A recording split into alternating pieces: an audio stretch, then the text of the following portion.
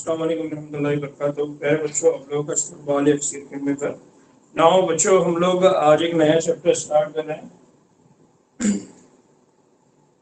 आज हम स्टार्ट कर रहे हैं ग़िज़ाई पैदावार में इजाफे की हिकमत।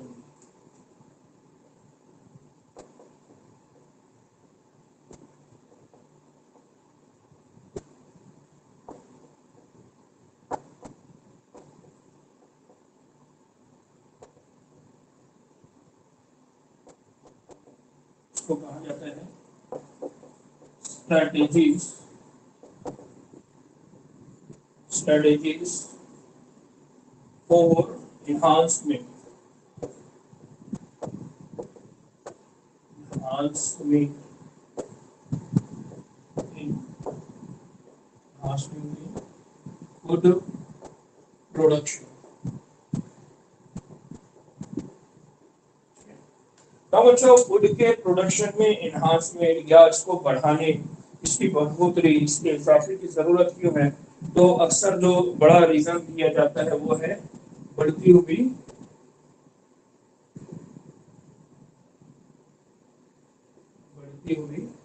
आबादी। तो जो बढ़ती हुई आबादी है, उनके ग़िज़ा की नीड को पूरा करना है, हर एक को खाने को मिले, हर एक की नीड पूरी हो। ग़िज़ाई जो ज़रूरियत है, ग़िज़ाई ज़रूरियत में भी तग़ज़िया यानी प्रोटीन, कार्बोहाइड्रेट, फैट, ये जो नीड है ये फुलफिल हो जाए, ये पूरी हो जाए। तो अब इस तरह की नई टेक्निक्स को इस्तेमाल करके हम क्या करते हैं, हमारा जो फूड का प्रोडक्शन है, हमारी जो ग़िज़ाई पैदावार है, उसमें क्या करते हैं, इजाफा करते हैं। ना हो बच्चों, यहाँ पर दो तरह से हम अलग अलग चीजें पढ़ने वाले हैं, और उसमें मेनली दो बड़ी चीजें पढ़ने वाले हैं। एक है एनिमल ब्रीडिंग, एक जो हमारा बड़ा पोर्शन रहेगा वो रहेगा एनिमल ब्रीडिंग से मुताल्लिक, और दूसरा बड़ा पोर्शन है वो है प्लांट ब्रीडिंग से मुताल्लिक। एनिमल ब्रीडिंग किस तरह से की जाए और प्लांट ब्रीडिंग कैसे की जाए। यानी एनिमल ब्रीडिंग को हम ये कह सकते हैं जानवरों की अफजाइश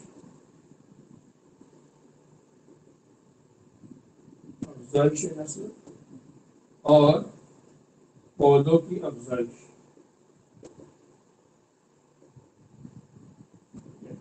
तो मेनली ये दो हमारा इस चैप्टर में रहेगा।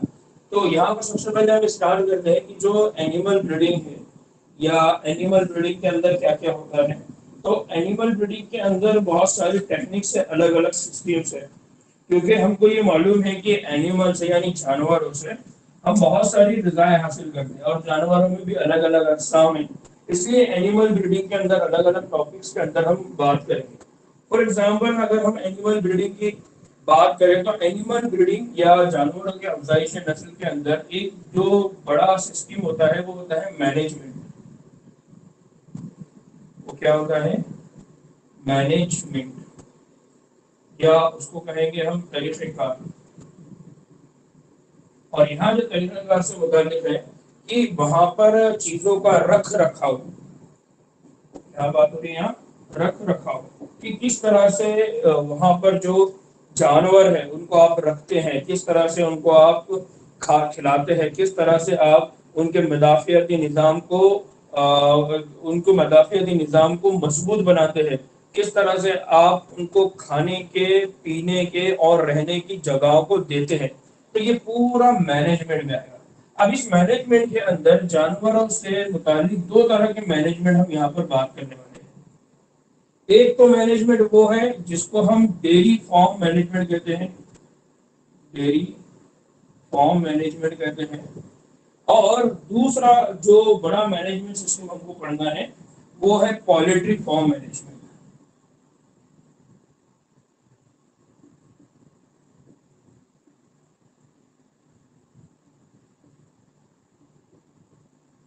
एक बड़ा है डेयरी फार्म मैनेजमेंट और दूसरा जो है वो पोल्ट्री फार्म मैनेजमेंट।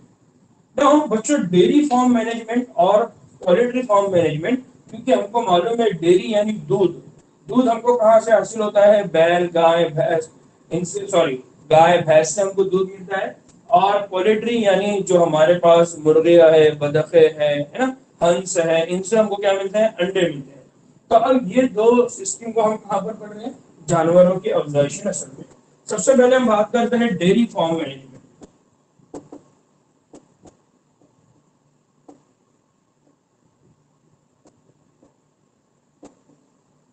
एनसीईआरटी ने भी इसको डेयरी फार्म मैनेजमेंट ही लिखा है, उर्दू में भी। उर्दू में भी एनसीईआरटी ने जब उसको ट्रांसलेट किया तो इसी तरह से ट्रांसलेट किया हुआ है कि डेयरी फार्म मैनेजमेंट। ना वो जो डेयरी फार्म मैनेजमेंट में बेसिकली काम क्या किया जाता है, तो हमको मालूम है ये जो डेयरी फार्म मैनेजमेंट है इसका जो ताल्लुक है वो दूध से है। किससे है? दूध से। तो यहाँ पर दो चीजों की तरफ बहुत ज्यादा तवज्जो दी जाती है। एक है दूध की पैदावार, दूध की पैदावार में इजाफा।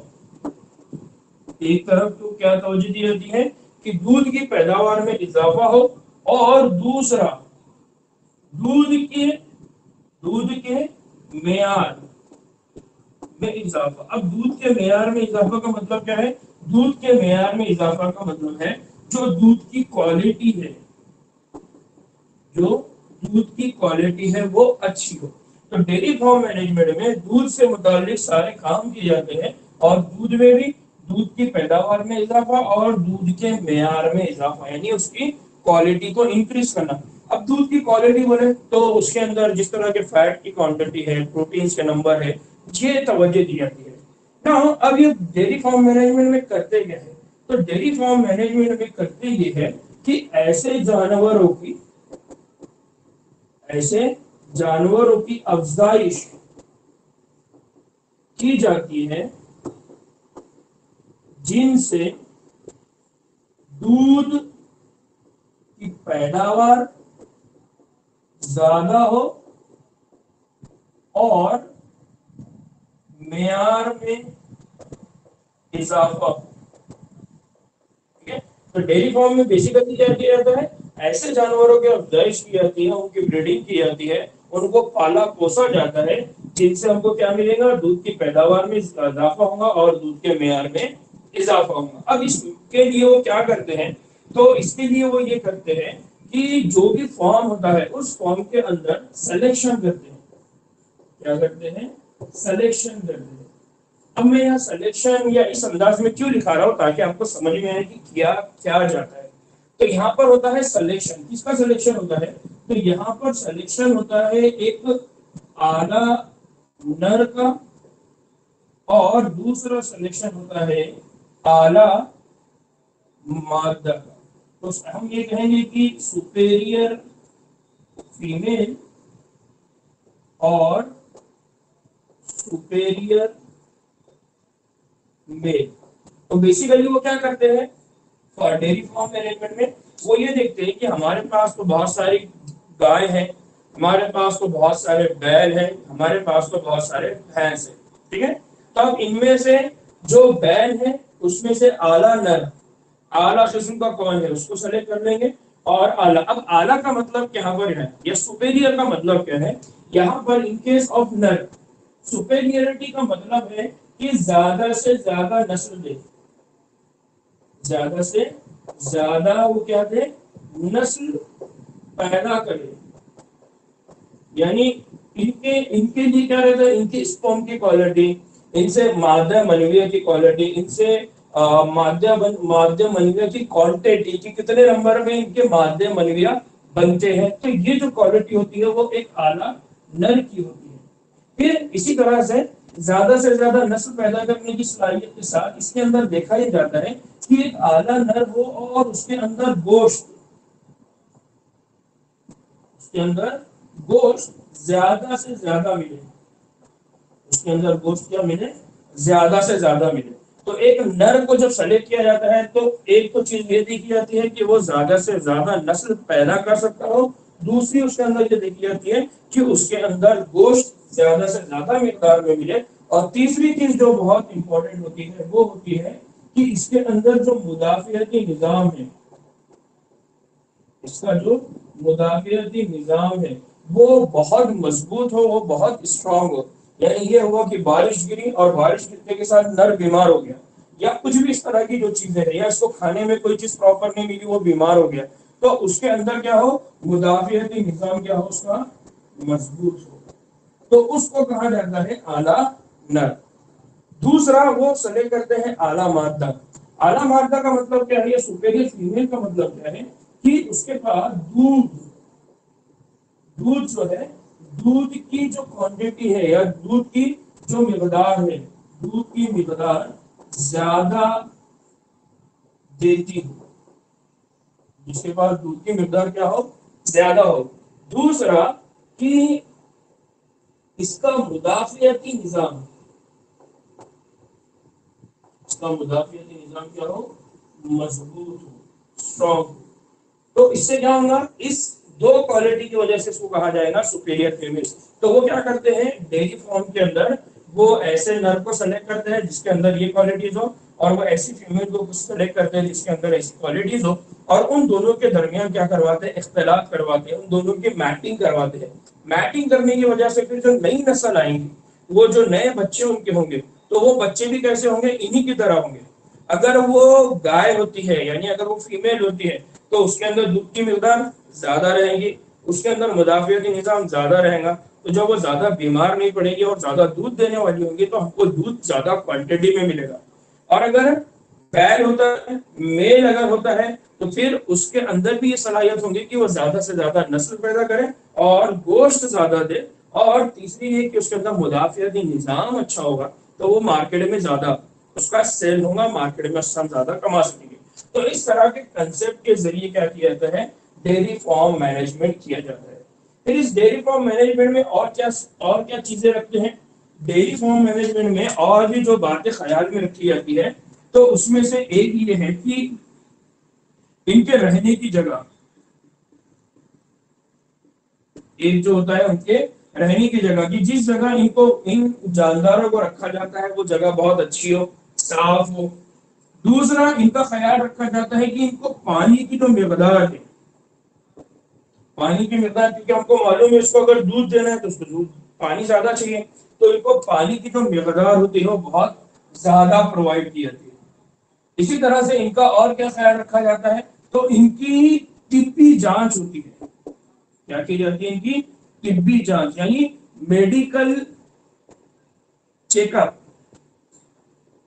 तो इनका क्या करना पड़ता है, बार बार मेडिकल चेकअप। यानी अगर आपको डेयरी फार्म, यानी आपको दूध ज्यादा चाहिए, तो आपको किस तरह के मैनेजमेंट करना है, किस तरह का रख रखाव करना है, तो उसमें यह है कि आपको उनको रहने की इस तरह की जगह देना पड़ेगा जहां पर वो बीमार ना हो। नहीं तो छत नहीं है, पानी खूब आ रहा है, या फिर नीचे पूरा पानी जमा हुआ है, जानवर बैठ नहीं सकता, तो इस तरह की कि उनको रहने की जगह आपको उस तरह देना पड़ेगा। फिर पानी की मिकदार उनको एडिक्वेट अमाउंट में, इतना अमाउंट देना पड़ेगा कि वो ज्यादा से ज्यादा दूध दे सके। इसी तरह से तिब्बी जांच, कि उनकी जो बीमारियां है, उनके वैक्सीन है, वो वक्त पर देना है। ये सारे काम कहाँ पर किए जाते हैं, डेयरी फार्म मैनेजमेंट में ये सारे काम किए जाते हैं। क्लियर बच्चों?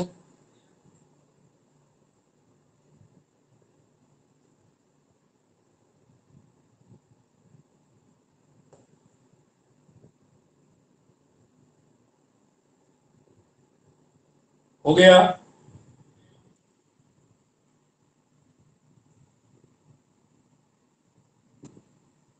तो बच्चों ये पहला है ग़िज़ाई पैदावार। इससे आप समझ सकते हैं कि किस तरह की स्ट्रेटेजीज, किस तरह की हिकमत अमली का इस्तेमाल करके डेयरी यानी दूध की पैदावार में हमारे पास क्या किया जाता है, इजाफा किया जाता है। इसी तरह से एक और बात समझ लीजिए कि हमारे मायने में है ना बहुत सारी चीजें, मतलब किसी के घर में, आप में से किसी के घर में होगा भाई, कि वो दूध वगैरह के बिजनेस वगैरह करते होंगे। तो ये जो गवर्नमेंट की तरफ से बहुत सारी स्कीमें भी होती है और बहुत सारे स्टडीज भी होती है। बाज आपका के साथ 11th 12th के बाद आप डेयरी फार्म के कोर्सेज कर सकते हैं बड़े पैमाने पर, जहां पर बड़ी बड़ी कंपनीज में जॉब मिलती है। तो हमारे बच्चों को ये बातें मालूम नहीं होती, हमारे लड़कों को ये बात मालूम नहीं होती। तो आप ये कर सकते हैं कि आपका भाई है या आपके रिलेटिव्स में है कोई बच्चा है, तो उसको ये गाइड कर सकते हैं आप कि आप क्या करिए, डेयरी फार्म मैनेजमेंट करिए। इससे भी अर्निंग बहुत ज्यादा होती है। अर्निंग के अलावा ये है कि एक बहुत बड़ा काम है। हो गया? बढ़ो आगे।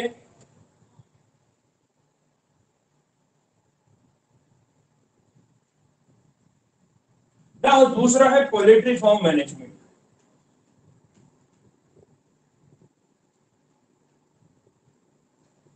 दूसरा है पोल्ट्री फार्म मैनेजमेंट।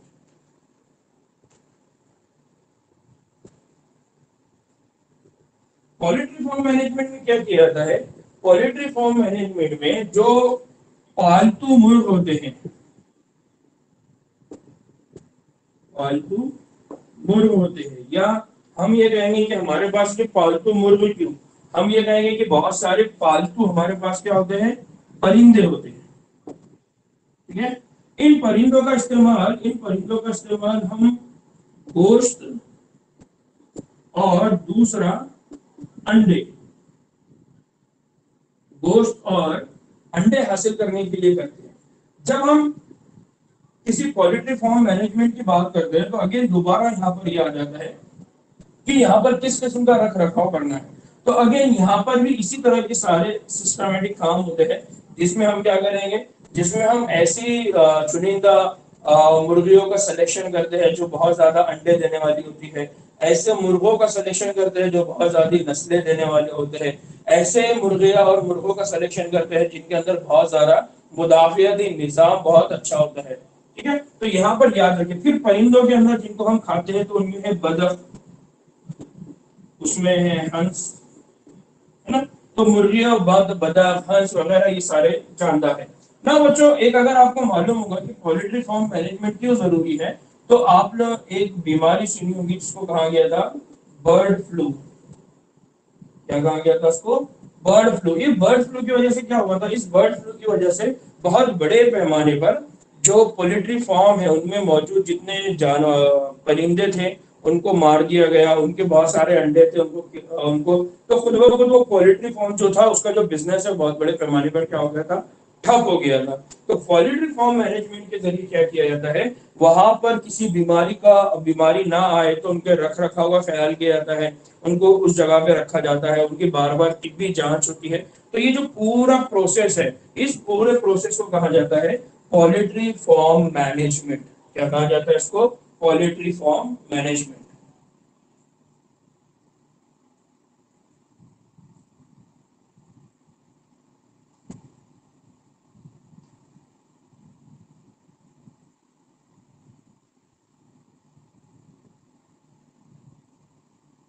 ठीक है, तो जिस तरह से हमने एनिमल डेयरी फार्म मैनेजमेंट की बात करें, उसी तरह से पोल्ट्री फार्म मैनेजमेंट है।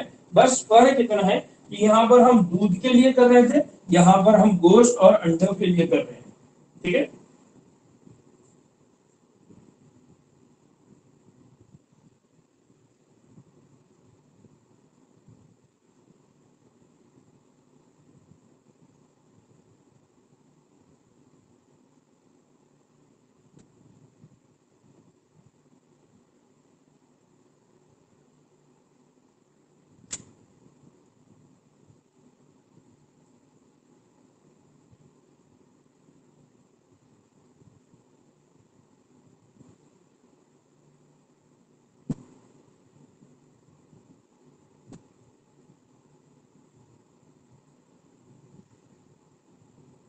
ठीक है, इसी तरह का एक पोल्ट्री फार्म में एक नाम है जिसको, मतलब लेग हॉर्न।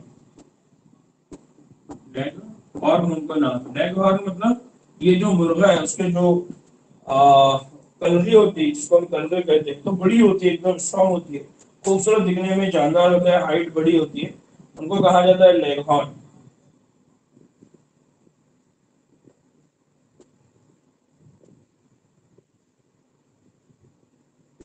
ना बच्चों, अब हम बात कर रहे हैं एनिमल ब्रीडिंग। अभी तक हमने बात की है एनिमल ब्रीडिंग के अंदर, एनिमल ब्रीडिंग के अंदर हमने बात की है मैनेजमेंट के तरीके की, स्पेशली डेयरी फार्म और पोल्ट्री फार्म की। अब हम ये बात करने वाले हैं कि जो जानवर है, स्पेशली ऐसे जानवर जिनसे हम दूध गोश्त बड़े पैमाने पर हासिल करते हैं, तो उनकी ब्रीडिंग किस तरह से की जाती है, उनके नंबर में इजाफा कैसे किया जाता है, उनसे जो डिजायर्ड क्वालिटी है, हमारी जो जरूरत की क्या बोलेंगे, जरूरत वाली जो चीजें हैं वो कैसा हासिल की जाती है, तो उसके लिए कौन से तरीके इस्तेमाल किए जाते हैं, हम उसकी बात कर रहे हैं। तो एनिमल ब्रीडिंग का मतलब ये होता है कि फॉर एग्जाम्पल पहले तो हम ये बोलेंगे कि एनिमल ब्रीड, ब्रीड का मतलब क्या है। तो ब्रीड होती है एक नस्ल, एक किस्म की नस्ल होती है, और उसी नस्ल की अफजाइश करना, उसको पालना पोसना, ये कहलाता है ब्रीडिंग। तो हम बात कर रहे हैं एनिमल ब्रीडिंग।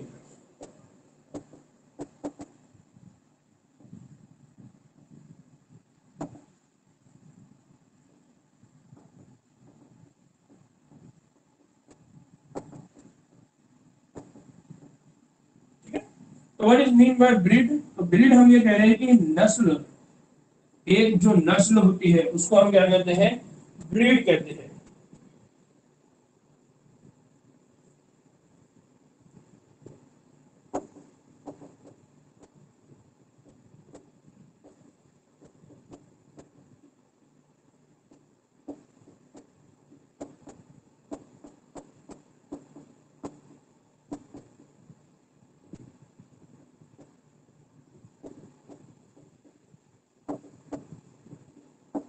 ठीक है, तो जानवरों का एक ग्रोह जो एक ही आबा व अजदाद, जिनके एंसेस्टर, जिनके माँ बाप एक ही हो, उनको कहा जाता है ब्रीड। उनको क्या कहा जाता है? ब्रीड। अब ये जो ब्रीड है या जानवरों के अंदर जो इजाफा है, ये एक ग्रोह के अंदर इजाफा है। तो हर ग्रोह का अलग अलग हम क्या करेंगे? रख रखाव करेंगे, मैनेजमेंट करेंगे और उनके पैदावार में क्या करेंगे? इजाफा करेंगे। जब ब्रीडिंग की जाती है तो ब्रीडिंग के अंदर कुछ तरीके इस्तेमाल किए जाते हैं। उनमें दो तरीके से उनको डिवाइड किया जाता है। एक होता है जिसको कहा जाता है इनब्रीडिंग। क्या कहा जाता है इसको? इनब्रीडिंग। इनब्रीडिंग का मतलब क्या है? एक ही ग्रोह के अंदर जब आप अफजाइश नस्ल करेंगे तब उसको आप कहेंगे इनब्रीडिंग। और दूसरा अमल होता है जिसको कहा जाता है आउटब्रीडिंग। एक होता है जिसको कहा जाता है इनब्रीडिंग और दूसरा होता है आउटब्रीडिंग। इनब्रीडिंग का मतलब क्या होता है? जब एक ही नस्ल के जानदारों,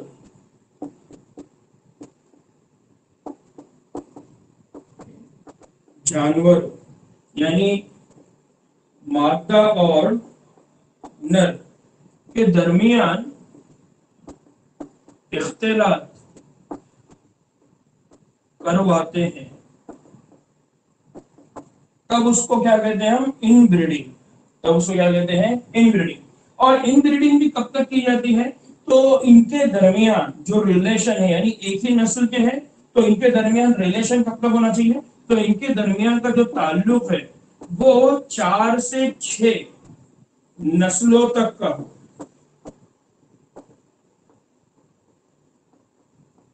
इनब्रीडिंग कब कहेंगे? जब 4 से 6 नस्लों का इनका दरमियान क्या क्या हो? ताल्लुक हो। तब उस प्रोसेस को कहा जाता है इनब्रीडिंग। इनब्रीडिंग का सिंपल मतलब क्या है? एक ही नस्ल वाले जितने भी जानवर होंगे जिनके आबा व अजदाद, जैसा हम ये कह सकते हैं कि दादा है, दादा के 6 बच्चे हैं, 6 बच्चों के 6 बच्चों के 6 बच्चे, 6 बच्चों के और भी बहुत सारे बच्चे हैं। अब वो आपस में एक दूसरे के रिलेशन में है, तो वो आपस में एक दूसरे के चचेरे भाई चचेरी बहन, इस तरह से उनके दरमियान में अगर शादी हो रही है कि बड़े अब्बा की बच्ची छोटे अब्बा की बच्ची छोटे अब्बा का लड़का, इस तरह से जो शादियां होती है या उस तरह के जो इख्तिलात होते हैं वो कहलाते हैं इनब्रीडिंग। कि उनके अंदर 4 से 6 जनरेशन तक का क्या है? रिलेशन है। तो इस तरह के प्रोसेस को क्या कहा जाता है? इनब्रीडिंग। तो अब इसको इंसानों से जानवरों पे लेकर चले जाओ, तो जानवरों के अंदर एक बैल है, उस बैल के 6 बच्चे हैं, उन 6 बच्चों के अंदर जो उनके नए बच्चे हैं उनके दरमियान में क्या हो रही है? मैटिंग हो रही है या उनके दरमियान में इख्तिलाफ करवाया जा रहा है। तब उस प्रोसेस को कहा जाता है इनब्रीडिंग। तो ये सब एक ही नस्ल के हैं और 4 से 6 जनरेशन तक, यानी आने वाले 4 से 6 जनरेशन तक इनके दरमियान क्या है? ताल्लुक है। तो उस तरह की प्रोसेस को कहा जाता है इनब्रीडिंग। ना हो बच्चों, अगर आप लोगों को याद होगा तो इसी तरह का एक प्रोसेस हमने मेंडल में पढ़े थे कि मेंडल ने क्या किया था? मेंडल ने कंटिन्यूअसली क्रॉसिंग करवाया था और सेल्फ क्रॉसिंग करवाया था। एक ही वैरायटी के अंदर कई मर्तबा क्रॉसिंग करवाया था, तो उसने प्योर लाइन डेवलप किया था। यानी हम ये कहते थे कि उसने जो इनब्रीडिंग करवाया था प्लांट के अंदर, उसकी वजह से उसको क्या मिल गए थे? होमोजाइगस। उसको क्या मिलते थे उसकी वजह से? Homozygous plant variety. तो होमोजाइगस फॉर टॉल और होमोजाइगस फॉर डार्क, है ना? तो उसको क्या मिलते थे? टॉल और डार्क। तो homozygous for tall, homozygous for dark. तो इस तरह से उनको क्या मिलती थी? नस्लें मिलती थी। तो सेम इसी तरह से जब आप इनब्रीडिंग करेंगे तो क्या होगा? आपको जो नस्लें मिलेंगी वो कौन सी मिलेंगी? प्योर लाइन की मिलेंगी। कौन सी मिल जाएंगी? प्योर लाइन की मिल जाएंगी, जिसको हम क्या कहते हैं? जिसको हम कहते हैं होमोजाइगस। जिसको हम क्या कहते हैं?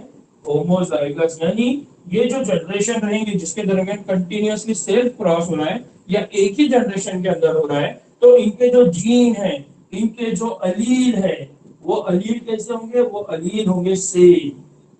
वो अलील कैसे हो जाएंगे इनके पास? सेम। ना बच्चों एक और चीज है कि ये जो इनब्रीडिंग है, इस इनब्रीडिंग का एक ड्रॉबैक है। इस इनब्रीडिंग का ड्रॉबैक क्या है कि कंटिन्यूअसली इनब्रीडिंग करने की वजह से होता है इनब्रीडिंग डिप्रेशन। क्या होता है? Inbreeding depression. इनब्रीडिंग डिप्रेशन का मतलब क्या है? इनब्रीडिंग डिप्रेशन का मतलब ये है कि कंटिन्यूअसली इनब्रीडिंग करने की वजह से जो म्यार है वो घट जाता है। जो म्यार है वो क्या हो जाता है? घट जाता है। फॉर एग्जाम्पल कोई दूध के लिए आपके पास कोई नस्ल बहुत ज्यादा मशहूर है, अब कंटिन्यूअसली आप उसका क्रॉसिंग और कंटिन्यूअसली इनब्रीडिंग करवा रहे हैं, तो नतीजे में ये होगा कि उस जो गाय है या भैंस है उसके अंदर दूध देने की सलाहियत अचानक में क्या हो जाएगी? कम हो जाएगी। तो वो क्यों हुआ? वो इसलिए हुआ कि उसके अंदर क्या डेवलप हो गया? Inbreeding depression. या फिर एक कंटिन्यूअसली आप गोश्त के लिए कर रहे थे, तो अब अचानक में ये होगा कि एक नस्ल ऐसी आएंगी जिसके अंदर गोश्त की मिकदार क्या हो गई? कम हो गई। तो इस प्रोसेस को कहा जाता है इनब्रीडिंग डिप्रेशन। एग्जाम में नीट एग्जाम में 2015 या 16 का कोई क्वेश्चन था, उसमें पूछा गया what is mean by inbreeding depression. तो आपने याद रखना है कि इनब्रीडिंग डिप्रेशन कब होता है? जब कंटिन्यूअसली एक ही नस्ल की जानवरों के दरमियान इख्तलात करवाया जाता रहता है, तो उसके नतीजे में क्या हो जाता है? इनब्रीडिंग डिप्रेशन हो जाता है। तो कंटिन्यूअसली एक ही नस्ल के साथ या तसलसल के साथ एक ही नस्ल के दरमियान में जब इख्तलात करवाया जाता है, क्रॉसिंग करवाई जाती है, ब्रीडिंग करवाई जाती है, तो उसकी वजह से क्या डेवलप हो जाता है? Inbreeding depression.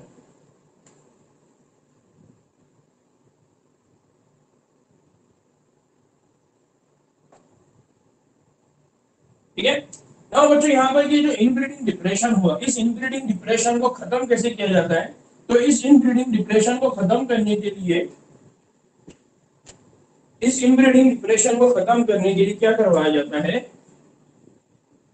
इस जानवर का इख्तिलात, इस जानवर का इख्तिलात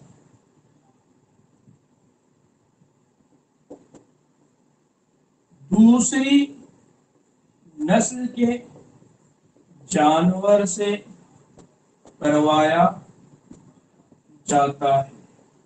क्या करवाया जाता है?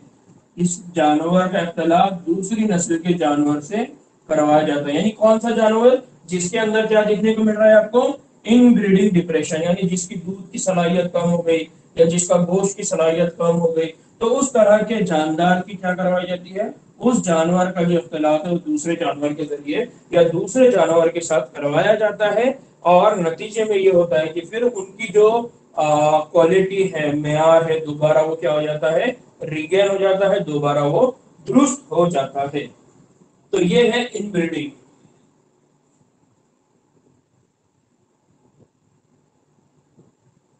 ठीक है। ना दूसरा है आउटब्रीडिंग। ना आउटब्रीडिंग किसको कहते हैं? आउटब्रीडिंग के अंदर ये होता है कि यहाँ पर तीन तरह की चीजें हैं। आउटब्रीडिंग के अंदर तीन तरह की चीजें हैं। अब आउटब्रीडिंग को सिंपली हम क्या कहते हैं? अलग अलग नस्लों के दरमियान, अलग अलग नस्लों के दरमियान इख्तिलात के अमल को आउट ब्रीडिंग कहते हैं।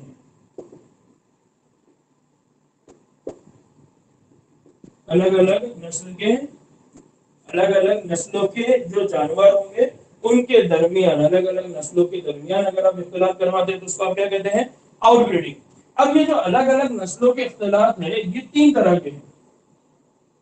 एक तो तरीका ये है कि एक ही नस्ल के हो, एक ही नस्ल के हो, बट 4 to 6 नस्लों तक इनके आबा वो अजदाद एक ही हो। यानी एक ही आबा वो अजदाद के हैं, लेकिन एक ही नस्ल के हैं, लेकिन इनके दरमियान क्या है? कि 4 से 6 जनरेशन के आबा व अजदाद एक ना हो। ठीक है, मतलब 4 से 6 जनरेशन के बाद क्या हो जाएगा, अब जो जनरेशन है वो तब्दील हो जाएगी। दादा दादा परदादा परदादा इस तरह से क्या होता जाता है, एक प्रोसेस होता जाता है और अचानक में फिर क्या होता है, खानदान अलग हो जाते हैं। तो इसी तरह का यहाँ पर असर है कि आउटब्रीडिंग का मतलब क्या है, अलग अलग नस्लें। तो अब ये जो आबा व अजदाद थे ये एक ही नस्ल से आए थे, एक ही नस्ल से आए थे, लेकिन आगे चल के क्या हो गया, अब फैमिली और डिवाइड होते चले गई। तो अब चौथी और छठी जनरेशन में ये हो गया कि ये पूरी अलग फैमिली, यानी ये एक पूरी अलग नस्ल और ये एक पूरी अलग नस्ल। तो अगेन ये दोनों नस्लें अब कंसीडर क्या होंगी, दो अलग अलग नस्ल। ठीक है, तो एक ही नस्ल के हैं लेकिन उनके दरमियान में 4 से 6 जनरेशन के दरमियान कोई भी आबा व अजदाद एक नहीं है। तो इसलिए एक कंडीशन ये होगी। दूसरी कंडीशन है दो अलग नस्लों के जानवरों के दरमियान, यानी यहां पर तो अब सीधा सीधा दो अलग अलग नस्लें हैं। यहां पर दो अलग नस्लों की वजह क्या है, दो अलग नस्लें ऐसी हैं अगर उनको 4 से 6 जनरेशन पहले अगर देखेंगे तो वो एक ही नस्ल होगी, लेकिन 4 से 6 जनरेशन के बाद वो एक दूसरे से क्या हो गए, अलग। तो हम उनको अगेन क्या कंसीडर कर रहे हैं, दो अलग नस्लें, लेकिन उनके अंदर क्या खास बात है कि उनके आबा व अजदाद 4 से 6 जनरेशन के बाद एक जैसे हो सकते हैं। दूसरा है दो अलग नस्लों के जानवरों के दरमियान। और तीसरी कंडीशन ये हो सकती है कि दो अलग प्रजाति, दो अलग प्रजाति या हम कहेंगे स्पेशीज के दरमियान, दो अलग स्पेशीज के दरमियान। तो यहां पर आउटब्रीडिंग की जब बात करेंगे तो आउटब्रीडिंग में तीन कंडीशन हो सकती है। एक कंडीशन तो ये हो सकती है कि एक ही नस्ल के थे लेकिन 4 से 6 जनरेशन के दरमियान अब उनके दरमियान में कोई रिलेशन बाकी नहीं रहा। दूसरा है दो अलग अलग नस्लों के जानदार हैं और उनके दरमियान, और तीसरा है दो अलग प्रजाति के, यानी दो अलग अलग स्पेशीज के दरमियान में अगर होता है तो उसको हम क्या कहते हैं, आउटब्रीडिंग कहते हैं। इस पूरे अमल को हम क्या कहते हैं, आउटब्रीडिंग कहते हैं ना। दो अलग स्पेशीज के दरमियान की अगर बात करें तो फॉर एग्जांपल एक अगर आप कहें हॉर्स, घोड़ा, और दूसरा हो रहा है डोंकी, यानी गधा। जब घोड़ा और गधे के दरमियान इख्तिलाफ हुआ तो उससे क्या बना, म्यूल, जिसको हम क्या कहते हैं, खच्चर। जो घोड़े की तरह स्ट्रॉन्ग तो है लेकिन गधे की तरह बड़ा सामान लाद कर लेके जाने वाला है। तो दो प्रॉपर्टीज के अंदर आ गई। दो प्रॉपर्टी कैसी आई कि घोड़े की जो ताकत है वो भी इसके पास है और गधे की ताकत है वो भी इसके पास है। गधे की तरह ये बहुत ज्यादा सामान लाद के लेके चल सकता है और घोड़ी की तरह ये बहुत देर तक काम कर सकता है। तो इस तरह का एक नई नस्ल है जिसको कहा म्यूल। और ये किस वजह से आई, तो दो अलग प्रजाति यानी स्पेशीज के दरमियान जब क्या किया गया, इख्तिलात करवाया गया, इसलिए इसको कहा जाता है आउटब्रीडिंग। एक नस्ल से बाहर के, इसलिए इसको कहा जाता है आउटब्रीडिंग। और इसको कहा जाता है इंटर स्पेसिफिक हाइब्रिडाइजेशन। इंग्लिश में इसलिए याद रखिए कि एग्जाम में अगर आपको पूछा गया तो आपको याद रहना, इंटर स्पेसिफिक हाइब्रिडाइजेशन क्या कहा जाता है, इंटर स्पेसिफिक हाइब्रिडाइजेशन। नाउ बच्चों ये आउटब्रीडिंग के वो मेथड्स हैं जो आज तक ट्रेडिशनल वे में इस्तेमाल किए जाते थे। ठीक है, आज तक जो लोग इस्तेमाल करते थे, लेकिन जैसा जैसा टेक्नोलॉजी का इस्तेमाल हो रहा है, जिसको हम बार बार कहते हैं बायोटेक्नोलॉजी वगैरह का इस्तेमाल हो रहा है, तो इसकी वजह से और कुछ नई टेक्निक्स आई। तो उसमें आउटब्रीडिंग में एक और एक्स्ट्रा टेक्निक है जिसको कहा जाता है MOET। क्या मतलब है इसका, इसका मतलब है मल्टीपल ओव्यूलेशन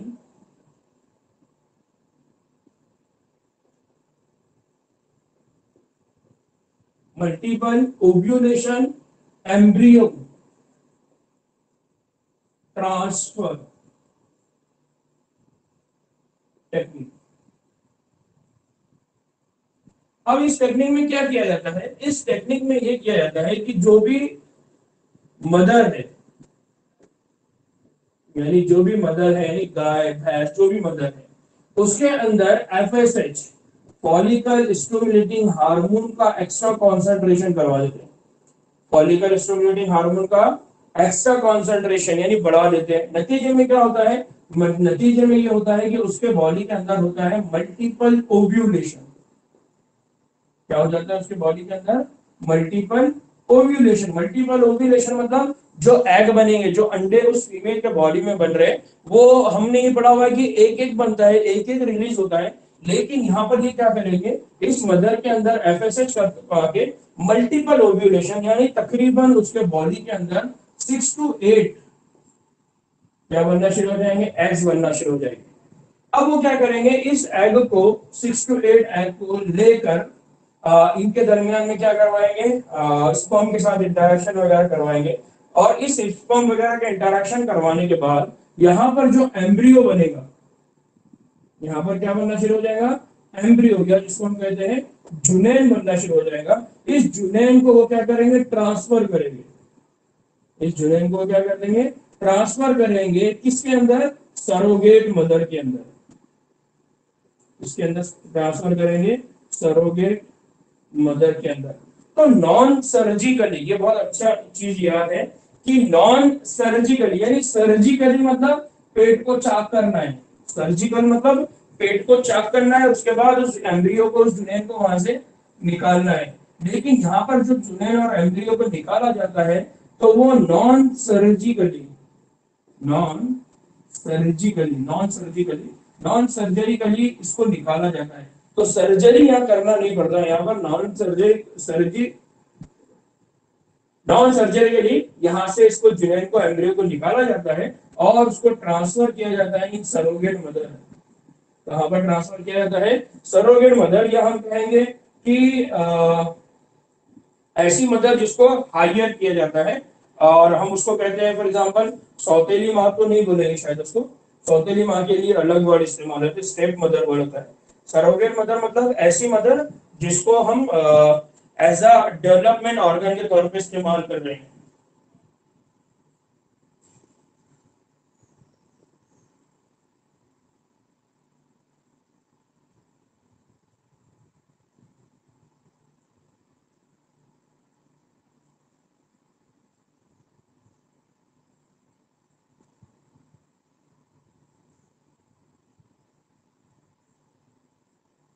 कायम मकाम माँ, क्या बोला गया उसको उर्दू में, कायम मकाम मदर। क्या बोला गया उसको उर्दू में, कायम मकाम मदर। ठीक है, तो यहाँ पर क्या हो गया कि यहाँ पर बेसिकली क्या हुआ, एम्ब्रियो डेवलप हुआ, और जब एम्ब्रियो और जुनेन डेवलप होता है तो हमको मालूम है कि वहां पर 256 तरीके स्टेज चले जाती है ना। तो 6 to 8 स्टेज में वहां पर उसका, और 52-56 एम्ब्रियो के स्टेज में उसको क्या करें, नॉन सर्जिकली कहाँ ट्रांसफर कर रहे हैं, कायम मकाम मदर के, कहां पर कर रहे हैं, कायम मकाम माँ, सरोगेट मदर के अंदर। अब इस टेक्निक से हुआ क्या, इस टेक्निक से हुआ ये कि जब आपने इस मदर के बॉडी से सारे ओव्यूल निकाल दिए और इन ओव्यूल्स को निकाल के इस एम्ब्रियो को बनने के बाद सरोगेट मदर के अंदर डाल दिया, तो वो सरोगेट मदर है। फॉर एग्जांपल वो सरोगेट मदर 6 से 8 है, या वो सरोगेट मदर 10 से 15 है, जो भी है।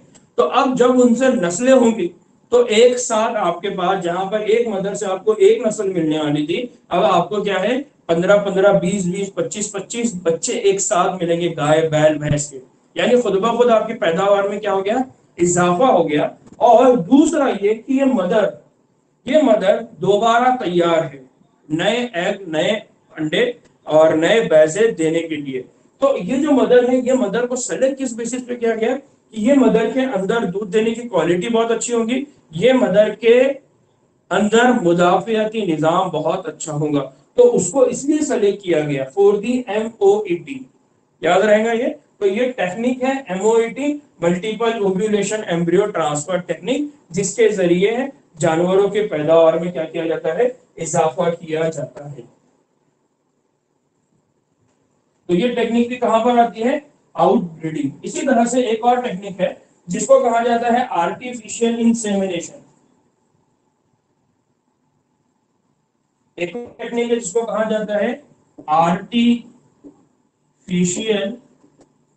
इंसेमिनेशन।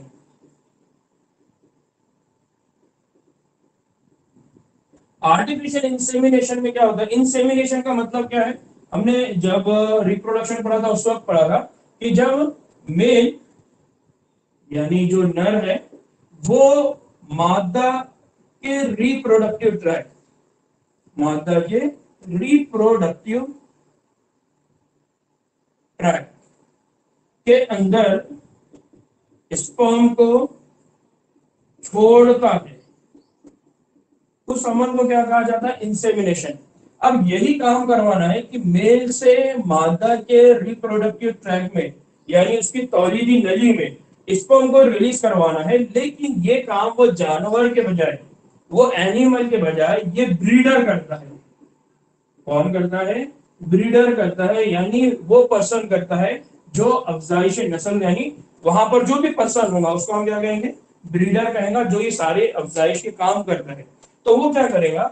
वो पहले तो क्या करेगा, जो भी स्पर्म वगैरह है या जिसको हम मादा, ये जिसको हम क्या करें, मलबिया, तो अब वो क्या करेगा? ये स्पर्म को वहां से क्या करेगा? जमा करेगा।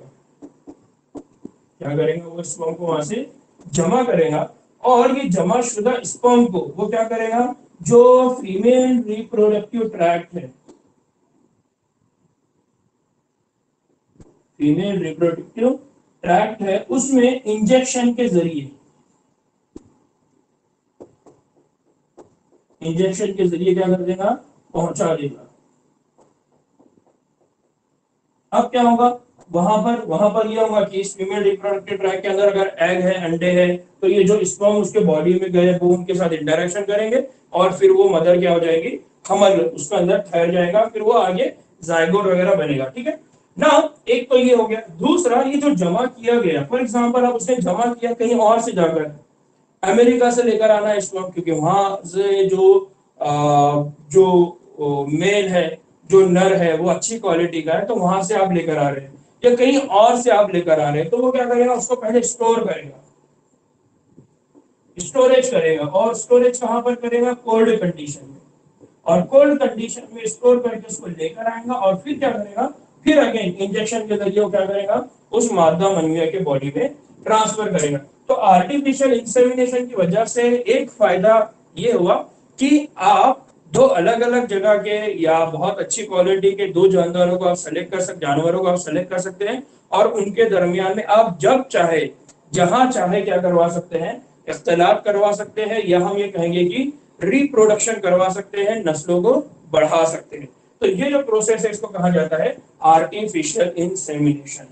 तो इस तरह से बच्चों ये प्लांट एनिमल की ब्रीडिंग की जाती है।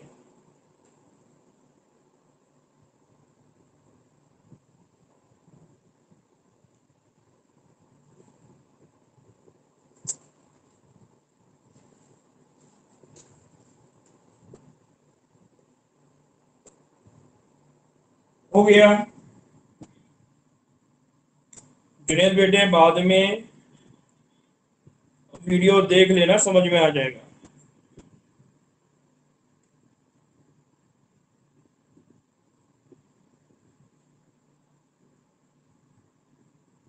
बेज़ाफेजी का मतलब क्या होता है? इनसे आर्टिफिशियल इंसेमिनेशन यानी बेज़ाफेजी का मतलब क्या होता है, मैंने पहले बताया आपको। इंसेमिनेशन का सिंपल सा मीनिंग क्या है? इंसेमिनेशन का सिंपल सा मीनिंग ये है कि जब मेल और फीमेल के बीच में इंटरेक्शन होता है, तो मेल अपने बॉडी से जितने भी स्पर्म होते हैं वो फीमेल के रिप्रोडक्टिव ट्रैक में छोड़ देता है। इस प्रोसेस को कहते हैं इंसेमिनेशन। अब वही इंसेमिनेशन को हम आर्टिफिशियल तरीके से कर रहे हैं। हम क्या कर रहे हैं कि उस मेल के पास से वो सारे स्पर्म को एक मरतबा कलेक्ट कर रहे हैं, और कलेक्ट करके हम एक ब्रीडर, एक इंसान वहां पर इस प्रोसेस को परफॉर्म कर रहा है, वो इंजेक्शन या किसी और जरिए से उस रिप्रोडक्टिव ट्रैक्ट के अंदर या तौलीदी नली के अंदर, फीमेल की तौलीदी नली के अंदर उस स्पर्म को ट्रांसफर कर रहा है। अब इस तरीके में दो चीजें हैं। एक ये कि आप वो जो स्पर्म है वो कहीं और से भी कलेक्ट करके ला सकते हैं, जहां पर आपको एक अच्छा नर, अच्छी क्वालिटी वाला नर दिख रहा है, जिसके अंदर मुदाफियती निजाम अच्छा है, जिसका गोश्त अच्छा है, जो बहुत ज्यादा नस्लें दे सकता है, इस तरह के आप वहां से उसको सेलेक्ट करके ला सकते हैं। तो इस प्रोसेस को कहा जाता है आर्टिफिशियल इंसेमिनेशन।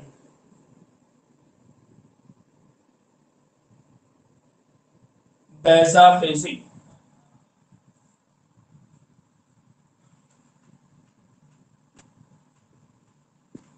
तो बच्चों ये था एनिमल ब्रीडिंग। तो ये एनिमल ब्रीडिंग में स्पेशली उन जानवरों की हम बात कर रहे हैं जिनसे गोश्त दूध वगैरह हमको मिलता है। इसी तरह से जिनसे अंडे मिलते हैं उनको भी हम जानवर ही कहते हैं, उनको भी हम एनिमल ब्रीडिंग में ही काउंट करते हैं। इसी तरह से हम एनिमल ब्रीडिंग में और काउंट करते हैं, वो है बी हाइव्स या शहद या नहलकारी, इसको कहा जाता है एपीकल्चर। क्या कहा जाता है इसको? एपीकल्चर यानी नहलकारी, या उसको कहेंगे बी कीपिंग।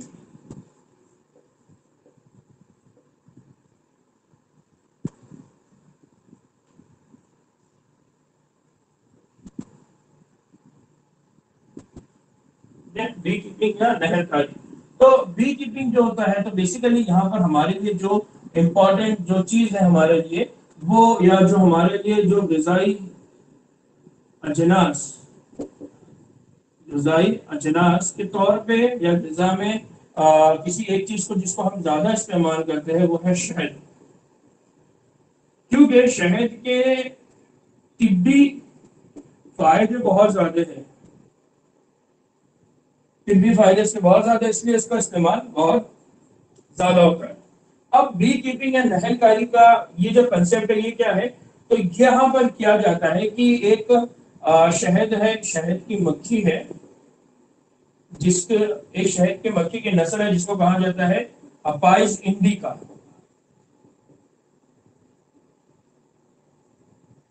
अपाइस इंडिका, इसका बहुत बड़े पैमाने पर क्या किया जाता है? कल्चर किया जाता है, इसकी बहुत बड़े पैमाने पर रख रखाव किया जाता है, और इस अपाइस इंडिका से क्या किया जाता है? शहद हासिल किया जाता है। और इस अपाइस इंडिका को एक बॉक्स के अंदर या किसी घर के अंदर, छत्ते के अंदर इसको रखते हैं, और रखने के बाद इससे जो शहद हासिल होता है उस शहद को क्या करते हैं? मार्केट में बेचते हैं। तो इसीलिए इसको एपीकल्चर भी कहते हैं। क्या कहते हैं इसको? एपी कल्चर भी कहते हैं इस अपाइस इंडिका के नाम पर। तो सिंपल याद रखना है, बी कीपिंग या नहलकारी क्या है? तो शहद को हासिल करने का तरीका, शहद को बड़े पैमाने पर हासिल करने का तरीका है, और उसमें जिस शहद की मक्खी का इस्तेमाल किया जाता है वो कौन है? अपाइस इंडिका।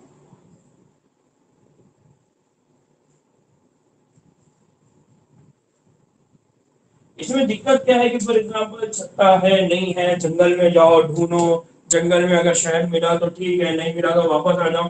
लेकिन आर्टिफिशियल तरीके से क्या है कि आप एक ही खेत के अंदर कई सारे बॉक्स के अंदर, एक ही रूम के अंदर कई सारी जगह के ऊपर आप अलग अलग बी हाइव्स बना सकते हैं, शहद की मक्खियों के अलग अलग छत्ते बनाएंगे। तो जहां पर एक झाड़ पे एक बन रहा था, अब एक खेत में 10 बन रहे हैं, तो खुद ब खुद शहद का प्रोडक्शन क्या हो गया? यहाँ पर बढ़ गया। इसी तरह से एक और है जिसको हम plant breeding, sorry animal breeding में काउंट करते हैं, वो है फिशरीज। वो क्या है? फिशरीज, जिसको हम कहते हैं मछली पालन। तो मतलब पिछले साल अगर कई सालों से देखेंगे तो लोग मछली के शौकीन हुए, मछली खाने के शौकीन हुए। इसी तरह से हमारे पास एक बहुत बड़ी नस्ल है जिनका गुजारा मछली के ऊपर ही होता है। तो मछली पालन या फिशरीज ये वो तरीका है जिसके जरिए क्या किया जाता है? मछलियों की पैदावार में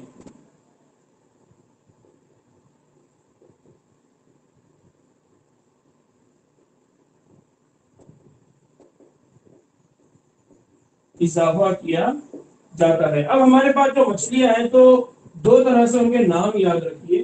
कुछ मछलियां वो है जो फ्रेश वाटर में होती है, फ्रेश वाटर का मतलब मीठे पानी में होती है,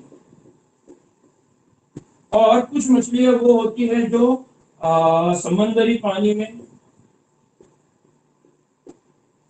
या हम ये कहेंगे कि एक्वाटिक वाटर में, समंदरी पानी में होती है या एक्वाटिक वाटर में होती है, या इसके लिए ज्यादा अच्छा वर्ड है जो मेरे को पहले याद नहीं आ रहा था, वो है मराइन वाटर। क्या होती है?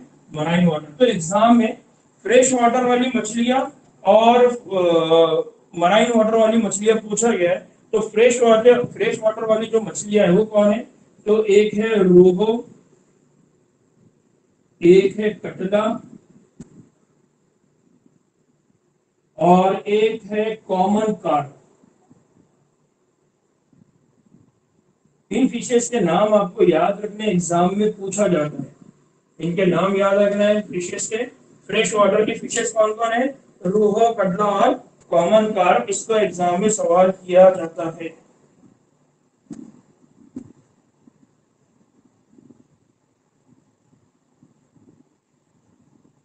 दूसरा, जो मराइन है तो उसमें है मकरेल।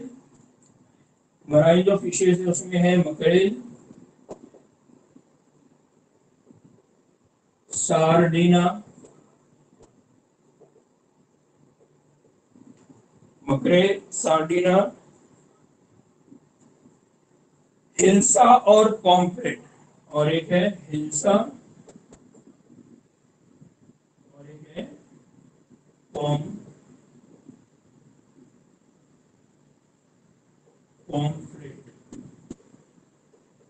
तो इनके नाम आपको याद रखना है, एग्जाम में इन पे सवाल किया जाता है कि मराइन फिशेस कौन है और फ्रेश वाटर की फिशेस कौन है।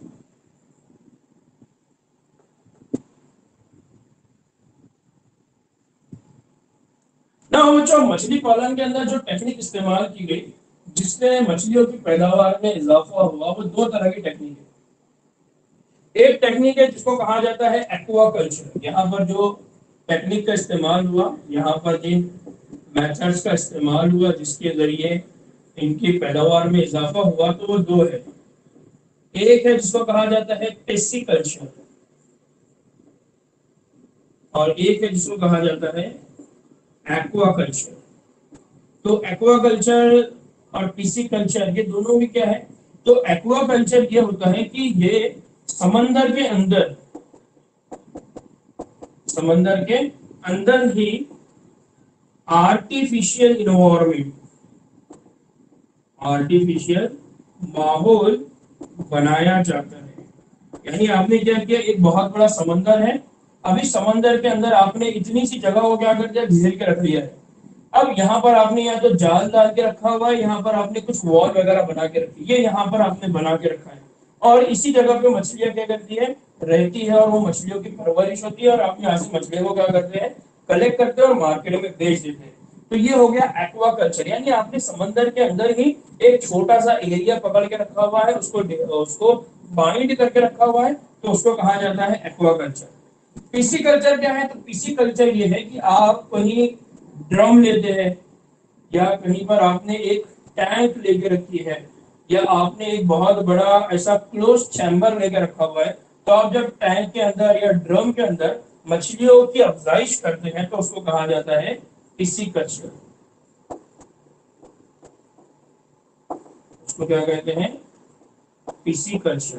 तो जब आप ड्रम में या टैंक में मछलियों की अफजाइश करते हैं तब उसको कहा जाता है पीसी कल्चर। और बच्चों, आपको मालूम होना चाहिए कि फिशरीज के डेवलपमेंट की वजह से जो रिवोल्यूशन आया,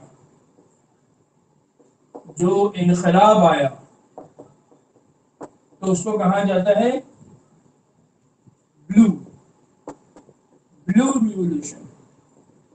जैसा ग्रीन रिवोल्यूशन आया था, ग्रीन रिवोल्यूशन आया था प्लांट ब्रीडिंग प्लांट की वजह से, और इसी तरह से यहाँ ब्लू रिवोल्यूशन आया, यानी नीला इनकलाब। ठीक है, तो इसको याद रखना है आपने कि मछली पालन के अंदर मछलियों की पैदावार में इजाफा किया जाता है। यहाँ पर फ्रेश वाटर मछलियां हैं, समुद्री मछलियां हैं। इनके नाम आपको याद रखना है, एग्जाम में इन पे सवाल किया जाता है।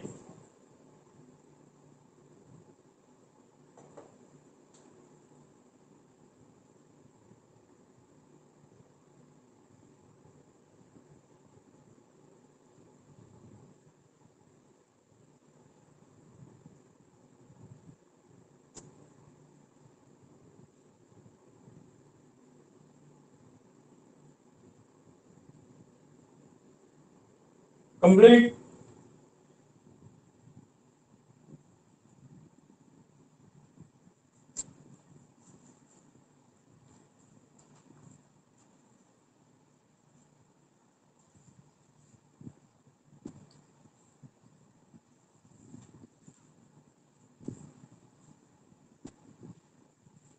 ये है एनिमल ब्रीडिंग। नाउ बच्चों हम बात कर रहे हैं प्लांट ब्रीडिंग। प्लांट ब्रीडिंग क्या होता है?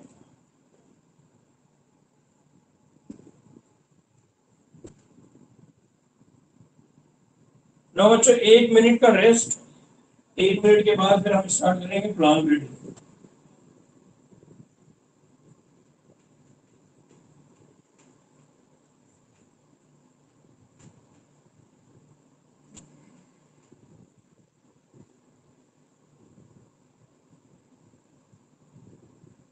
एक मिनट के बाद हम स्टार्ट करेंगे।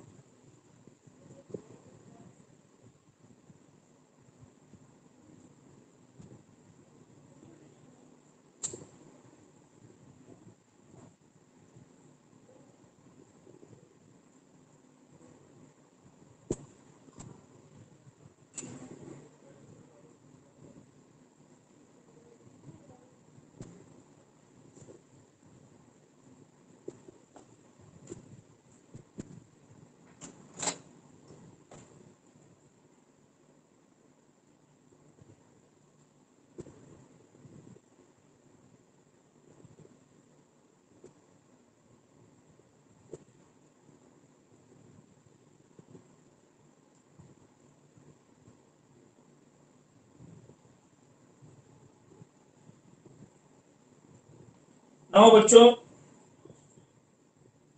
चैटिंग में गैर जरूरी गुफ्तगू मत करते रहो यार।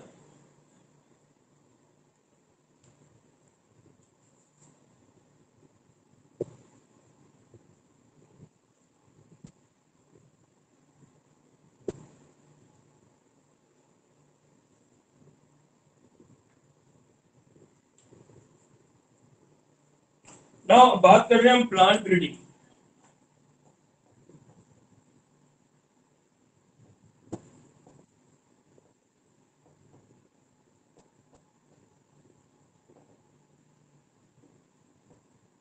प्लांट ब्रीडिंग के अंदर बेसिकली क्या होता है? तो प्लांट ब्रीडिंग के अंदर होता है एक प्रोसेस होता है जिसको हम कहते हैं रद्दो बदल।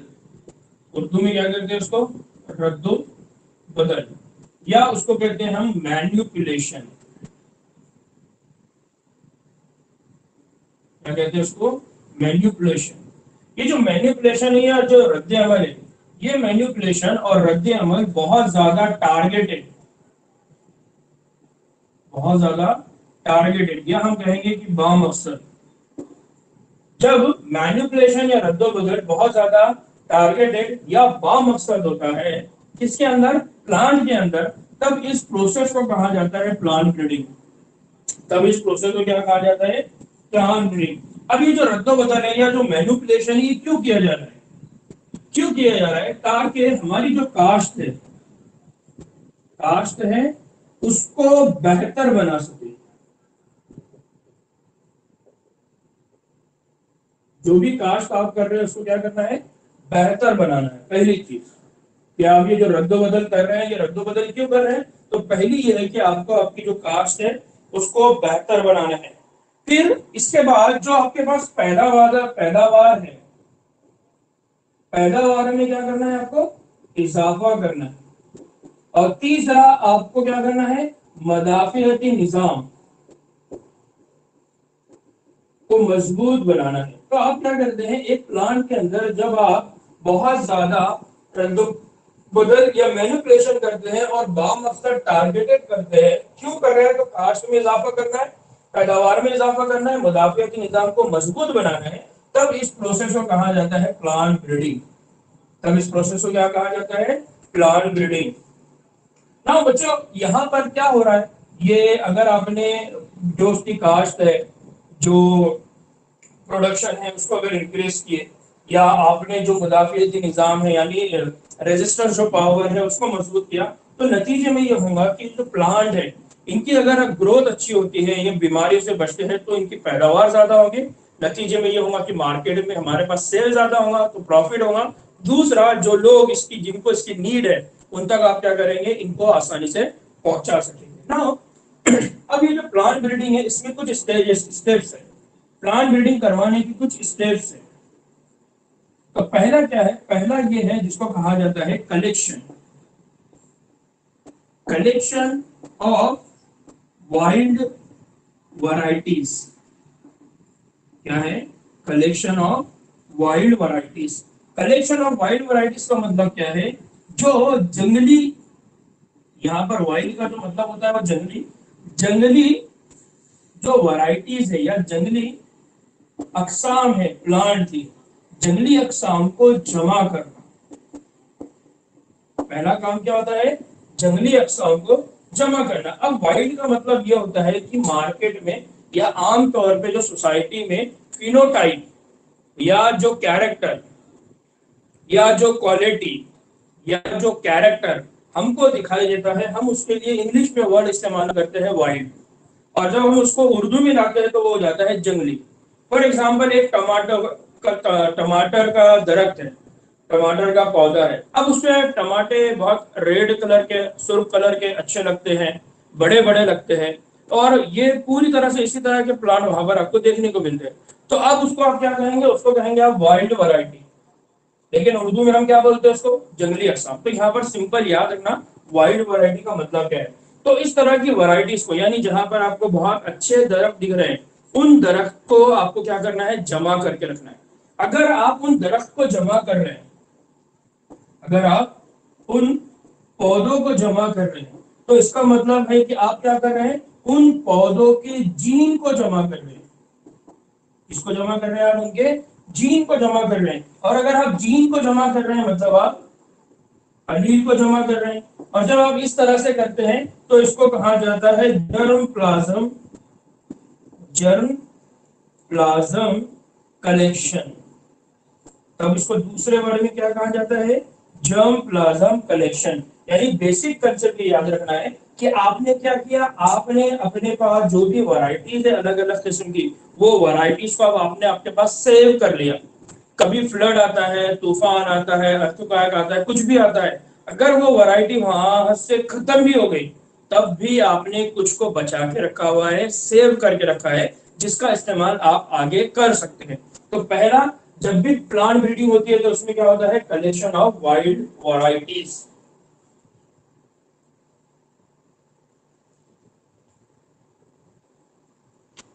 फिर इसमें आप दूसरा क्या करते हैं? दूसरा काम आप ये करते हैं कि evaluation and selection of parents. अब आपके पास जो वैरायटीज आ गई, उस वैरायटीज में आप क्या कर रहे हैं? उस वैरायटीज में आप इवैल्यूएशन कर रहे हैं, यानी आप परख और जांच कर रहे हैं। आप क्या कर रहे हैं? परख, या हम क्या करेंगे? जांच कर रहे हैं। तो परख और जांच, और उसके बाद आप क्या करते हैं? इंतखाब कर रहे हैं। किसका इंतखाब कर रहे हैं आप? जिनको आप इस्तेमाल करेंगे ऐसा पेरेंट्स, यानी जिनसे आप आगे की नई नस्ल बनाने वाले हैं उनका। तो यहाँ पर इवेल्युएशन एंड सिलेक्शन। अब इवेल्युएशन और सिलेक्शन की बेसिस क्या आ जाएगी? तो अगेन जो मैंने पहले बताया कि जो भी प्लांट वैरायटी है उस प्लांट वैरायटी के जरिए क्या होना चाहिए? पैदावार बहुत ज्यादा हो। यानी एक टमाटर का दरख्त है या आम का पेड़ है, तो आप देखेंगे कि भाई दो प्लांट है, दो पौधे हैं या दो दरख्त है। आम का एक दरख्त वो है जिसके ऊपर आम बहुत छोटे छोटे लगते हैं और कलर भी अच्छा नहीं है। दूसरा आम का दरख्त है, इसके ऊपर जो आम लगते हैं वो साइज में बड़े भी हैं और वो येलो कलर के भी, पीले भी। तो आप समझेंगे कि हाँ ये वाली क्वालिटी ज्यादा अच्छी है, तो आपने क्या कर दिया? इनका इंतखाब कर दिया एज अ पेरेंट। और ये जो दूसरा है इसका, अब इनके दरमियान में आप इख्तिलाफ करवाएंगे, नतीजे में ये होगा कि इसकी जो क्वालिटी है या इसके जो कैरेक्टर है ये इसमें चला जाएंगे। क्यों? क्योंकि इनकी क्रॉसिंग की वजह से इनके कुछ डीएनए मटेरियल इन प्लांट में, इन पौधों में चले जाएंगे। तो अब ये जो पौधे हैं इनसे जो नस्लें आएंगी आगे वो भी पहले वाले पौधे की तरह दिखाई देंगी। तो खुद ब खुद आपने क्या कर दिया? पैदावार में इजाफा कर दिया। तो एक तो ये हो गया evaluation and selection of parents. फिर आप क्या करेंगे? इनकी जब सिलेक्शन आप करवा देंगे तो इनका सिलेक्शन करवाने के बाद, इनका कलेक्शन करवाने के बाद अब आप इनके दरमियान क्या करवाएंगे? हाइब्रिडाइजेशन। क्या करवाएंगे आप इनके दरमियान? हाइब्रिडाइजेशन करवाएंगे। आप क्या करवाएंगे इनके दरमियान? Cross hybridisation.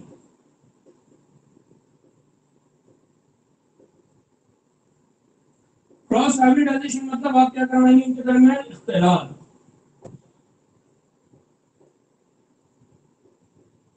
तीसरी स्टेप क्या है? तीसरी स्टेप है इख्तिलाफ करवाना। अब इस इख्तिलाफ में आप क्या करेंगे? इस इख्तिलाफ में आप देखेंगे कि आपने जिस दो प्लांट के दरमियान में इख्तिलाफ करवाया, तो इख्तिलाफ करने के बाद उसमें से आप एक को नर बोलेंगे और एक को मादा बोलेंगे। और ये जो नर और ये मादा है तो ये कैसी रहेगी? ये दोनों भी रहेंगे आला।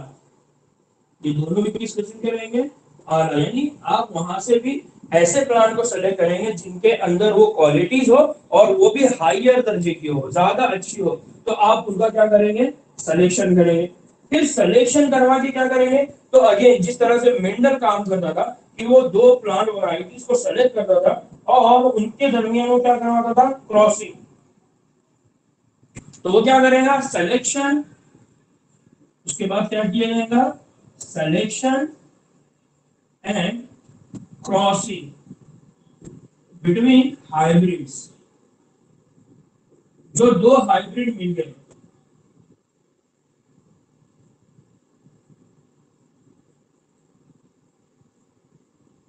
यानी यहां से जो दो हाइब्रिड मिलेंगे उन दो हाइब्रिड को तो आप पहले क्या करेंगे? सेलेक्ट करेंगे और उनके दरमियान में क्या करवा देंगे? हाइब्रिड। उनके दरमियान में क्रॉसिंग करवाएंगे। तो हम ये कहेंगे कि पहले सिलेक्शन, यानी हम क्या करेंगे? तायुन करेंगे। तायुन और इख्तिलाफ, दो आला हाइब्रिड्स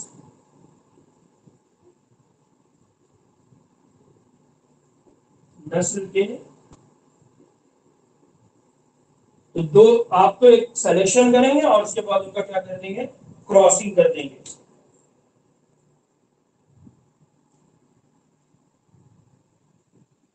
फिर इसके बाद क्या करेंगे आप? इसके बाद आप इसमें लास्ट स्टेप करेंगे, वो क्या है? आप ये करेंगे कि जो भी वैरायटीज आपको मिलेगी, जो भी वैरायटीज आपको मिलेगी, आप क्या करेंगे? उन वैरायटीज का टेस्टिंग करेंगे।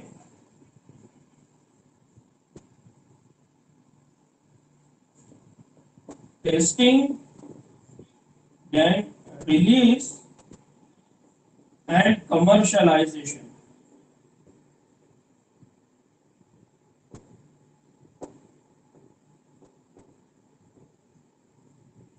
तो अब आपने क्या किया? वो जो हाइब्रिड है उनका क्या करवाया? जांच करवाया। रिलीज का हम यहाँ उर्दू तर्जुमा क्या कर रहे हैं? रिलीज का मतलब, रिलीज का तर्जुमा हम ये कर रहे हैं अजरा या इजरा। तो आपने क्या करवाया? जांच करवाया, इजरा करवाया और कमर्शियलाइजेशन। कमर्शियलाइजेशन का उर्दू में तर्जुमा यहाँ क्या है? तिजारत। और उसके बाद उसकी क्या कर रहे हैं आप? तिजारत कर रहे हैं। तो आप क्या करेंगे, फॉर एग्जांपल टेस्टिंग करवाएंगे। टेस्टिंग किस तरह से करवाएंगे कि ये जो दो हाइब्रिड वैरायटीज है जो आपको मिल गई, तो आप क्या करेंगे, अलग अलग हिस्सों में, अलग अलग जगहों पर इनको उगाएंगे।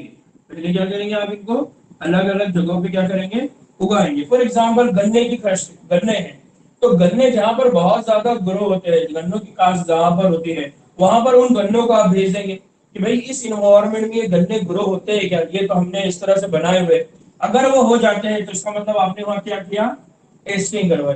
फिर उसके बाद आप क्या करेंगे, उसको मार्केट में रिलीज करवाएंगे, यानी जो अलग अलग किसान है उन तक आप पहुंचेंगे, उनको बताएंगे कि भाई ये वैरायटी है और ये वैरायटी इस तरह से ग्रो कर रही है, इस तरह से ये वैरायटी की यील्ड है, ये बहुत ज्यादा पैदावार दे रही है, आप किसका इस्तेमाल करेंगे।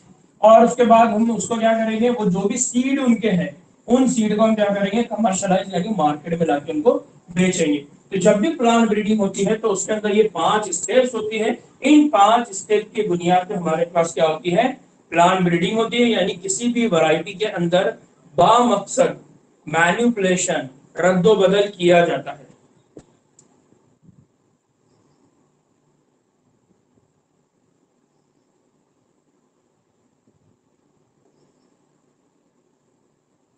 बेटा अभी बारिश चालू है, औरंगाबाद में दब्बा के तेज बारिश चल रही है।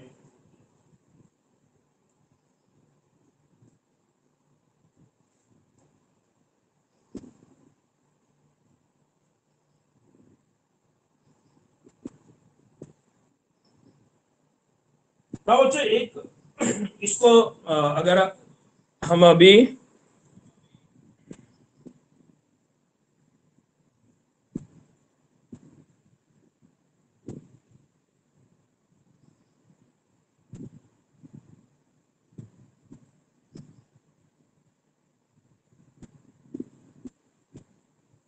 ना बच्चों इसी प्लांट ब्रीडिंग के अंदर एक कंसेप्ट है जिसको हम ग्रीन रिवोल्यूशन कहते हैं।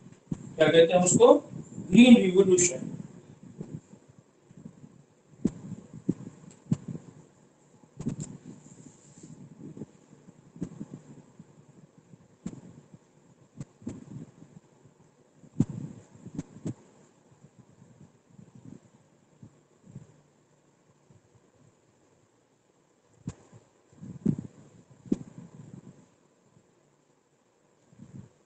तो यहाँ पर क्या हुआ, ग्रीन रिवोल्यूशन यानी जो व्हीट है एंड जो राइस है, व्हीट और जो राइस है, गेहूं और चावल जिसको हम कहते हैं,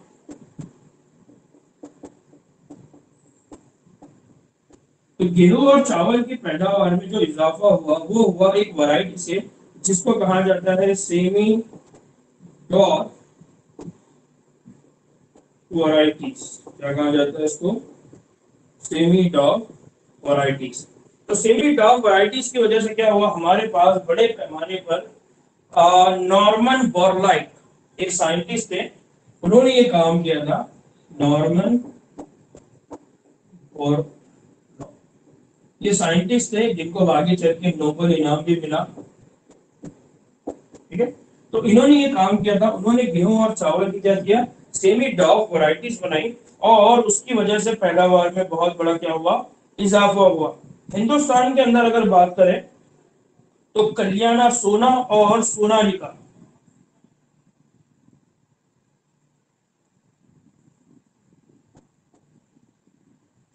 कल्याण सोना और सोनालिका, कल्याण सोना और सोनालिका, ये दो सेमी डॉग वैरायटी थी।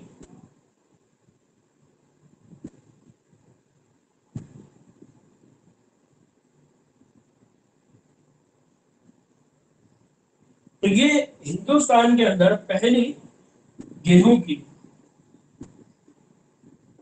गेहूं की वैरायटी थी और इनको प्लांट ब्रीडिंग के मेथड के जरिए इस्तेमाल किया गया था। इनके अंदर क्या था, इनके अंदर दो बातें थी। एक तो ये ज्यादा पैदावार देती थी, एक तो ये ज्यादा पैदावार देती थी, दूसरा इनके पास क्या था, मुदाफियती निजाम। इनका जो मुदाफियती निजाम था वो बहुत मजबूत था। तो गेहूं की दो फसलों के नाम आपको याद रखना है जो सेमी डॉग वैरायटीज है। एक है कल्याणा सोना और दूसरा है सोनालिका, जो एग्जाम में अक्सर पूछा जाता है।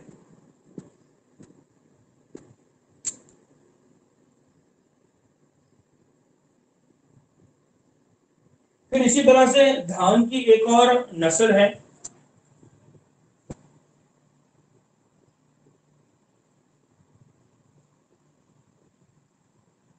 तो यहाँ पर एक चीज और याद रखना कि ये कल्याणा सोना और सोनालिका ये बाहर से लाई गई है। इसी तरह से अगर धान की बात करें तो धान के लिए दो है, एक है IR8 और दूसरा है टाइचोंग। टाइचोंग टू क्या है? Taichung two. टाइचोंग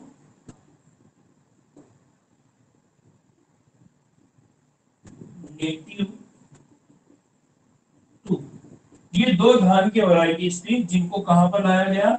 हिंदुस्तान के अंदर लाया गया।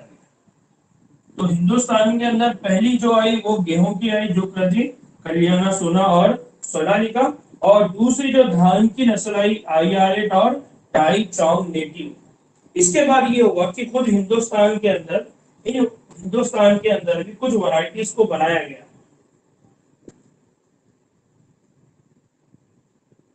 वो है जया और रत्ना। दो वैरायटी जो हिंदुस्तान में बनाई गई वो है जया और रत्ना। ये कहां पर बनाई गई? हिंदुस्तान के अंदर। तो यहाँ पर याद रखिए, एग्जाम में इस तरह के सवाल पूछे जाते हैं कि बाहर से किसको लाया गया था, अंदर कौन बनाया गया। तो इस तरह के एग्जाम्पल आपको याद रखना है।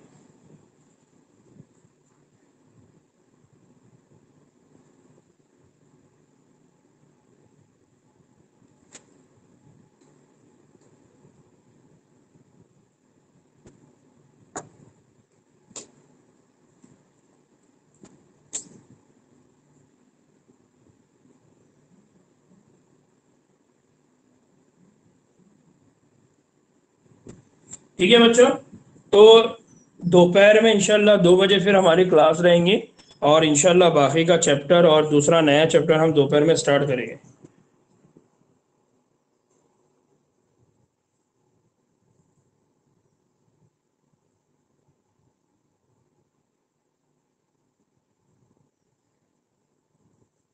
और तीसरी चीज ये है कि अब यहाँ से एक्चुअली मेरे को पेपर प्रिपेयर करना है आप लोगों के। तो जो टेस्ट सीरीज हमारी चलने वाली है उस टेस्ट सीरीज के लिए पेपर्स वगैरह मेरे को तैयार करना रहेंगे।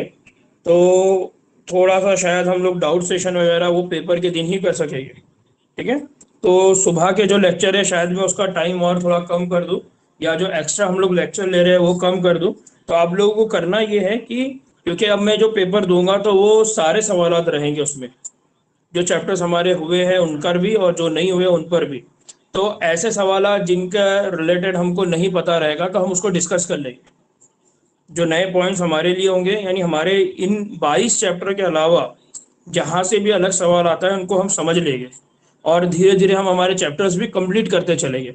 तो 11 दिन में 11 दिन तक 11 टेस्ट सीरीज भी चलेंगे, उस दौरान भी हम बहुत सारी बातें सीख लेंगे। प्लस हमारा रोजाना जो क्लास 1-1.5 घंटे का चलेगा उसमें भी चीजें सीख लेंगे। तो इस तरह से रोजाना की हमारी स्टडी रहेंगी। तो अब इसके बाद बोलना यह है कि आपको आप वो बाकी के जो चैप्टर्स है जो हम नहीं कर सके अभी, उनकी सेल्फ स्टडी पर भी आपको तवज्जो देना है। क्योंकि शायद मेरे पास इतना इतना वक्त नहीं रहेगा कि मैं आप लोगों को एक्स्ट्रा टाइम और दे सकूं, क्योंकि पेपर भी मुझको ही बनाना है। पेपर भी मुझको बनाना है, फिर उस पेपर को चेक भी मैंने करना है, फिर उसके बाद उस पर डिस्कशन भी मैंने करना है। तो आप समझ सकते हैं कि एक दिन में अगर 90 क्वेश्चन का एक पेपर बनाना है तो मेरे को कितने घंटे काम करना है। तो तकरीबन 6 से 7 घंटे एक पेपर बनाने में चले जाते हैं। फिर उसके बाद आपके साथ डिस्कशन करने में 2 घंटे चले जाते हैं। तो तकरीबन 10 दिन मेरे ऐसे ही जाने वाले हैं। तो इसलिए मेरी आप लोगों को सजेशन ये रहेगा कि सुबह में हम लोग कंटिन्यूस जिस तरह से अभी लेक्चर ले रहे हैं ये चलेगा, लेकिन उसके बाद जो एक्स्ट्रा लेक्चर हम ले रहे हैं तो शायद वो मुश्किल रहेगा आगे। तो अब आपको आपके सेल्फ स्टडी पर भी थोड़ा सा तवज्जो करना है। मैं इंशाल्लाह कवर करूंगा, लेकिन उसके बावजूद मैं ये बोल रहा हूँ कि कल को अगर वो कुछ इशू आता है और हम लोग नहीं कर पाते हैं तो आप आपकी सेल्फ स्टडी पर, यानी वो चैप्टर जो मैंने नहीं पढ़ाया उनके ऊपर भी तवज्जो देते चले जाइए। ठीक है, चलिए दुआ में याद रखिए। अस्सलाम वालेकुम रहमतुल्लाहि व बरकातहू।